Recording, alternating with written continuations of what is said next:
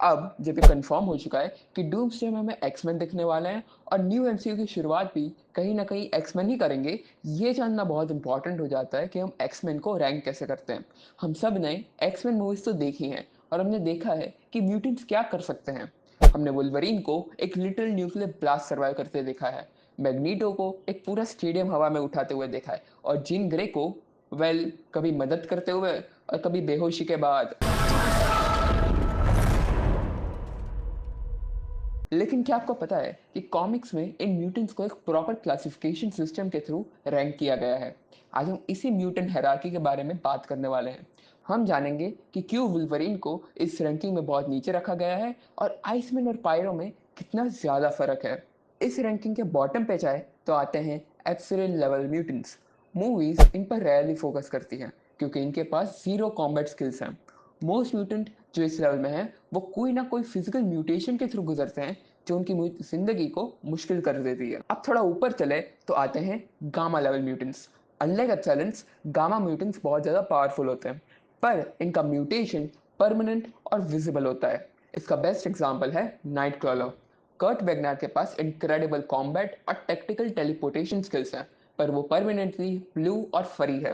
वो अपने पास switch off करके नॉर्मल इंसान नहीं बन सकता। इसी लेवल में रोग भी आती है। रोग एक बहुत इंटरेस्टिंग केस है क्योंकि उसका लेवल डिपेंड करता है उसके कंट्रोल पर। अगर वो अपनी पावर को कंट्रोल नहीं कर सकती तो वो गामा लेवल है, और अगर कर सकती है तो एक बहुत ही ताकतवर अल्फा लेवल म्यूटेंट। अब आते हैं उस कैटेगरी में जिसे हम परफेक्ट म्यूटेंट्स कह सकते हैं। पहले आते हैं हमारा फेवरेट वुल्वरीन। शॉकिंग बात यह है कि लोगन एक बीटा लेवल म्यूटेंट है। देखो, लोगन इमॉर्टल है, वो न्यूक सर्वाइव कर सकता है, वो डेडपुल की बातें भी सहन कर सकता है, पर वो एक बार में पूरी आर्मी को चुटकी में खत्म नहीं कर सकता। उसकी पावर्स की एक बायोलॉजिकल लिमिट है, और तो और उसके सेंसेस और मेटल क्लॉस के कारण वो 100% ह्यूमन लुकिंग भी नहीं रहता। इसके ऊपर आते हैं अल्फा लेवल म्यूटेंट्स। ये म्यूटेंट रेस के एलीट जनरल्स हैं। प्रोफेसर एक्स, साइक्लॉप्स इसके बेस्ट एग्जांपल है। इनके पास इतने डिस्ट्रक्टिव पावर है कि ये शहर तक तबाह कर सकते हैं, लेकिन दिखने में ये बिल्कुल नॉर्मल है। ये जब चाहे अपनी पावर्स को कंट्रोल भी कर सकते हैं। अब बात करते हैं सबसे बड़ी डिबेट की, पायरो। अगर हम रैंकिंग देखें तो पायरो एक परफेक्ट एग्जाम्पल है अल्फा लेवल म्यूटेंट का। माना कि वो एक एलीट फाइटर है, लेकिन उसकी पावर इनकम्प्लीट है। पायरो आग को सिर्फ मैनिपुलेट कर सकता है, जनरेट नहीं। उसको एक फायर सोर्स की जरूरत पड़ती है, जैसे कि लाइटर या फ्लेम थ्रोवर। ये बात और सेंस बनाती है जब हम डेडपूल और वुल्वरीन में देखते हैं कि पायरो ने कितनी इजीली ह्यूमन टॉर्च को हरा दिया था। लेकिन यही पायरो जब आइसमैन के सामने आता है तो गेम बदल जाता है। मूवीज में इन्हें राइवल्स दिखाया गया है, लेकिन लोर के हिसाब से आइसमैन एक ओमेगा लेवल गॉड है।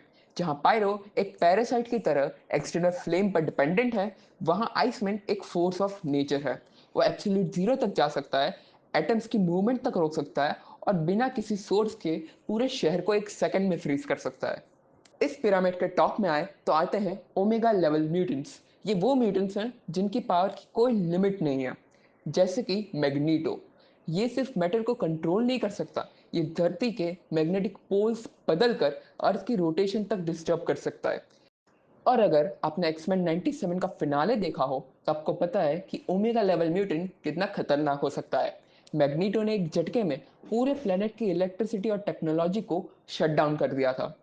स्टॉर्म पूरे प्लेनेट का वेदर कंट्रोल कर सकती है। इसका गुस्सा मतलब ग्लोबल कैटास्ट्रॉफी। और जीन ग्रे एक ओमेगा टेलीपैथ होने के कारण ये बिना फीनिक्स फोर्स के भी दुनिया के हर एक दिमाग को एक साथ कंट्रोल कर सकती है।